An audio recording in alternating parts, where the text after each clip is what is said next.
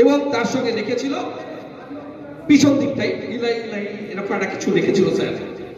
সেটা নিয়ে কি হয়েছিল, রাইট লেগে গেছিল, সারা মুর্শিদাবাদ জুড়ে নেট বন্ধ হয়ে গেছিল স্যার। আমরা হোটেলে পে আউট করতে পারিনি, কেন? আমাদের কাছে পয়সা ছিল না, আমরা জানি যে ফোনের মাধ্যমে দেব। স্যার একটা কথাই বলি, হিউম্যান রাইট প্রতিষ্ঠা করতে গেলে গ্রাউন্ড লেভেল থেকে করতে হবে। মানব অধিকার জানাতে হলে মানুষকে সঙ্গে মিশে করতে হবে স্যার, শুধু চার দেওয়ালের মধ্যে থাকলে হবে না।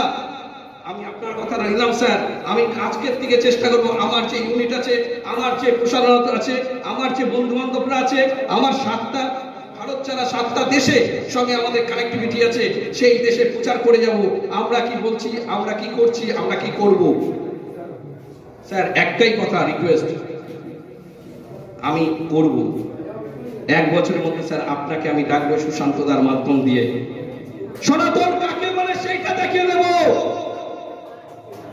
সনাতন কি করতে চায় সেইটা দেখিয়ে দেব, সনাতন মাধ্যমে মানব অধিকার প্রতিষ্ঠান করব করব করব।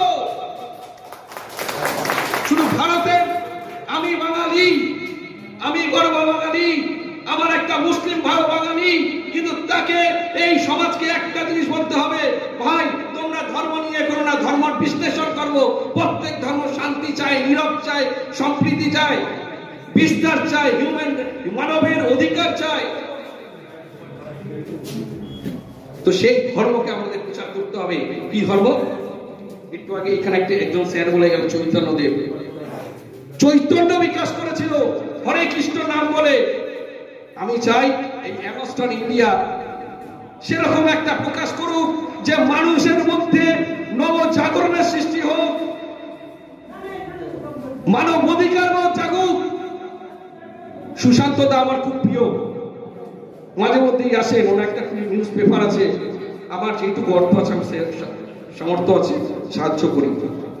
আমি চাই স্যার একটা চৈতন্যদেব বাবার জন্ম হোক, সেটা ব্যক্তি বিশেষ নয়, সেটা একটা সংস্থাগত হোক, সেটা হচ্ছে অ্যামাস্টন ইন্ডিয়া হোক। এই চৈতন্যদেব ভারতবর্ষ কেন সারা ওয়ার্ল্ডে যেন মানব অধিকার নিয়ে একটা প্রতিষ্ঠিত পায় স্যার, সেইটার প্রতিশ্রুতি আপনাদের দিতে হবে। তো এইটা আমাকে দিয়ে যেতে হবে। 1 বছর পর স্যার আপনাকে আমরা ডেকে নেব, আপনি আসবেন তো স্যার?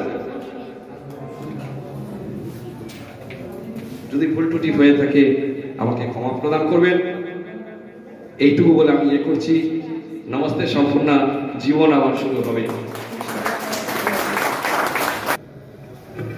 অসংখ্য আন্তরিক ধন্যবাদ জানাই শ্রী সন্দীপ পাল মহাশয়, চেয়ারম্যান সম্পূর্ণ ইমাজিন প্রাইভেট লিমিটেড। এখন সংক্ষিপ্ত